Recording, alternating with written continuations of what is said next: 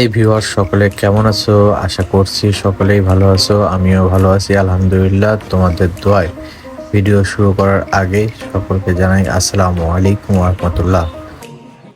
আজকের ভিডিওটি হতে যাচ্ছে সেলিব্রেশন ভিডিও।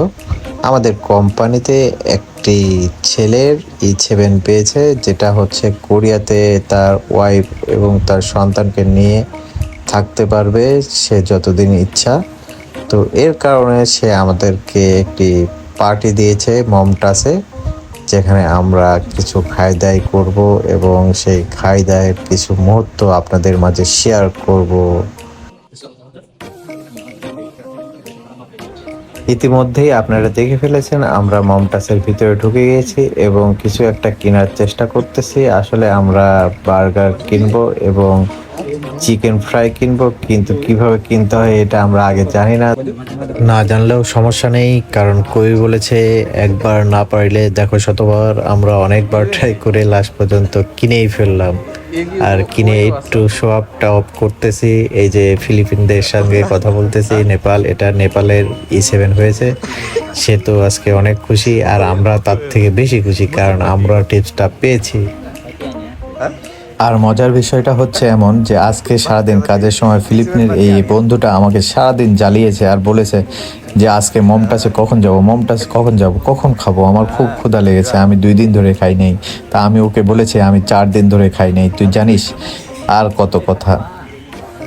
রেস্টুরেন্টের ভিতরে ঢুকে যখন আমরা বসে আছি তখন তো আমারও খুব ক্ষুধা লেগে গেছে। তো আমি ফিলিপিনকে জিজ্ঞেস করলাম যে আজকে কিসের পার্টি এটা বল।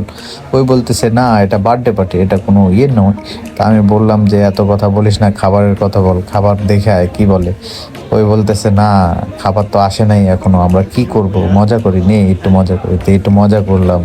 এই মজা করতে করতে খাবারের দিকে বারবার তাকাচ্ছি কখন আসবে খাবার, পেটের মধ্যে খুব চু চু করতেছে। এর মধ্যে দেখি একরাম ভাই চলে গেল খাবারের কাছে, আমিও তার পিছে চলে গেলাম আর বললাম ও ওয়া ওয়া ওয়া ওয়া, চলে এসেছে।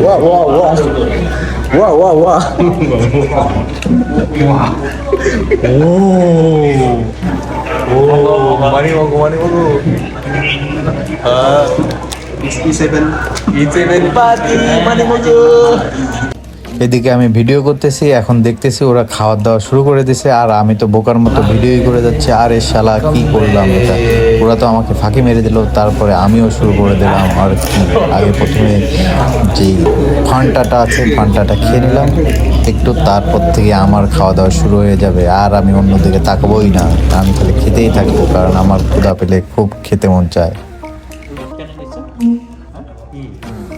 এরপরে আমি মোবাইলটি ভালোভাবে ধুয়ে তারপরে আমার খাওয়া শুরু করলাম। আর শুরু করতেই বলতেছে ফিলিপিনের যে বন্ধুটা, সে বলতেছে খাবারটি অনেক ঝাল।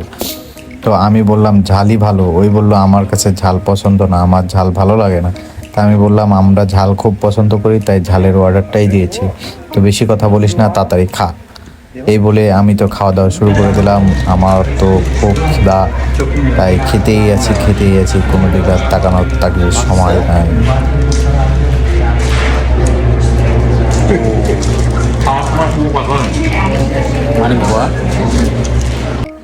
আমি খেতে খেতে খেয়ালই করি নাই যে আমার মুখের কোনো এক জায়গায় খাবারের কিছু অংশ লেগে আছে।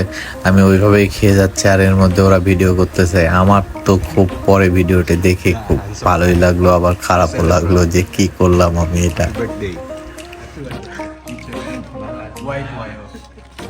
বার্গার খাওয়া শেষ না হতেই চলে আসলো চিকেন ফ্রাই, এবং এখন শুরু হবে চিকেন ফ্রাই খাওয়া। খেয়ে ফেলবো সব। আমরা তো অত বেশি খেতে পারলাম না, কারণ বার্গার খেয়ে আগেই আমার পেটটা ভরে গেছে। এখন ফিলিপিনের যেটা আছে আমার বন্ধু, সে তো কঠিন খেতে পারে, সে লাস্ট পর্যন্ত সব একাই সাবার করে দেয়। এত সময় ভিডিওটি কষ্ট করে দেখার জন্য অসংখ্য ধন্যবাদ।